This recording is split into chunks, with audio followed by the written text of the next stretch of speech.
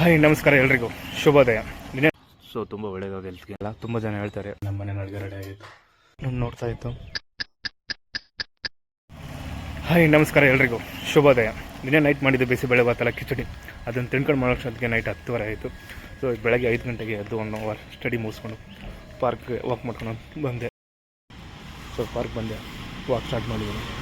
So ಇಲ್ಲಿ ಎಲ್ರೂ walk ಮಾಡ್ತಿದ್ದಾರೆ, ಅಂಕಲ್ ಆಂಟಿ ಅಜ್ಜ ತಾತ. ನೋಡಿ ಸಕ್ಕತ್ತಾಗಿದೆ ಪಾರ್ಕ್ ಮಾತ್ರ. ಬೆಳಗಿನ ಜಾವ ವಾಕ್ ಮಾಡೋದು ತುಂಬ ಒಳ್ಳೆಯದು. ಸೊ ಇದು ನಾನು ಹೇಳೋದಲ್ಲ, ತುಂಬ ಜನ ಹೇಳ್ತಾರೆ. ವಾಕ್ ಮುಗಿಸ್ಕೊಂಡು ಈಗ ಬೆಂಚ್ ಮೇಲೆ ಕೂತಿದ್ದೆ. ಈಗ ನೋಡ್ತಾಯಿದ್ರೆ ಸೊ ಅಂಕಲ್ ಸಲಿ ಪ್ರಾಣಾಯಾಮ ಮಾಡ್ತಾಯಿದ್ರು. ಸೊ ತುಂಬ ಒಳ್ಳೆಯದಾದ ಹೆಲ್ತ್ಗೆ. ಈಗಿನ ಹುಡುಗರು ಏನಂದರೆ ಬೆಳಗ್ಗೆ 7 ಗಂಟೆಗೆ ಎದ್ದು ಸೋಂಬೇರಿತನದಿಂದ ಏನೋ ಒಂದು ತಿನ್ಕೊಂಡು ಹೋಗ್ತಾರೆ. ಸೊ ಹೆಲ್ತಾಗಿರಲ್ಲ. ಸೊ ವೀಕ್ಲಿ ಒಂದ್ಸಲ ಆದರೂ ವಾಕ್ ಮಾಡಿದ್ರೆ ತುಂಬ ಒಳ್ಳೆಯದು. ಸೊ ತುಂಬ ಇದೆ ನಾವು ದೊಡ್ಡವರಿಂದ ಕಳೆಯೋದು. ಅವರನ್ನೇ ಹೇಳಿದರು, ಅವರನ್ನೇ ತೋರಿಸಿದ್ರು, ಎಲ್ಲ ನಮ್ಮ ಒಳ್ಳೆಯದಕ್ಕೇ ಹೇಳೋದು. ಸೊ ಅವ್ರು ಹೇಳಿದ್ದು ಕೇಳಿಕೊಂಡು ಮುಂದೆ ಸಾಗೋಣ. ಫ್ರೆಶ್ ಏರು. ಇವಾಗ ಸಂಡೇ ಆಗಿದ್ದರಿಂದ ವರ್ಕ್ ಇಲ್ಲ, ನನಗೆ ಲೀವ್ ಇದೆ, ಚಿಲ್ಲಾಗಿದ್ದೀನಿ. ಪಿಂಕ್ ಏನು ಮಾಡ್ತಿದ್ದೆ. ಸೊ ಇದೇ ನಮ್ಮ ಮನೆ.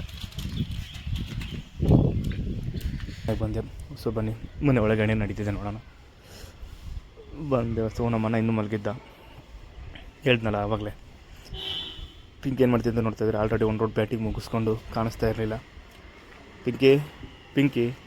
ಪಿಂಕಿ ಸೊ ಕಾಣಿಸ್ಲಿಲ್ಲ. ಸೊ ಹಾಗೆ ಕಿಚನ್ಗೆ ಹೋದೆ, ಏನಾಗಿದೆ ಅಂತ ನೋಡೋಣ ಅಂತ. ಸೊ ಬೆಳಗ್ಗೆ 7 ಗಂಟೆಗೆ ನಮ್ಮ ಮನೆ ಅಡುಗೆ ರೆಡಿ ಆಗಿತ್ತು.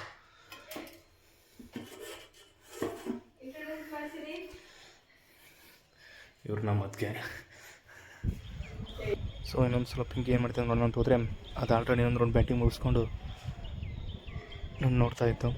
ಪಿಂಕಿ ಸೊ ಆವಾಗ ಕರೆದಕ್ಕೆ ಇವಾಗ ಬಂದಿದ್ದೆ ಹೊರಗಡೆ ನೋಡಿ. ಸೊ ಅದ್ರ ಜೊತೆ ಮಾತು ಮುಗಿಸ್ಕೊಂಡು ನನ್ನ ಕೆಲಸ ಮುಂದುವರಿಸಿದೆ. ಸೊ ನಾಳೆ ನಿಮಗೆಲ್ಲ ಒಂದು ಸರ್ಪ್ರೈಸ್ ಇದೆ. ಬಾಯ್.